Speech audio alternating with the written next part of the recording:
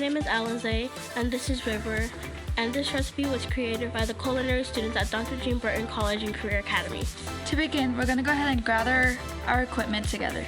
We have the milled spoon, the butter knife, the cutting board, as well as a serving plate, a microwave, and a spoon.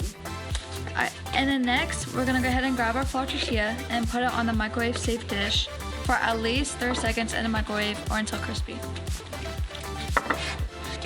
And then our next step, we're going to go ahead and dice our wild chestnuts and our bell peppers into bite-sized pieces. And then next, we're going to go ahead and grab our pizza sauce and our spoon and our flour tortilla, and we're going to spread this pizza sauce on top of the flour tortilla. And then we're going to go ahead and grab our ingredients, which will be the wild chestnuts, the bell peppers, the spinach, and pepperoni and the cheese, and put it on top of our pizza. Now we're going to microwave the pizza for about 45 seconds or until the cheese is melted. Now we're going to sprinkle salt and pepper to taste.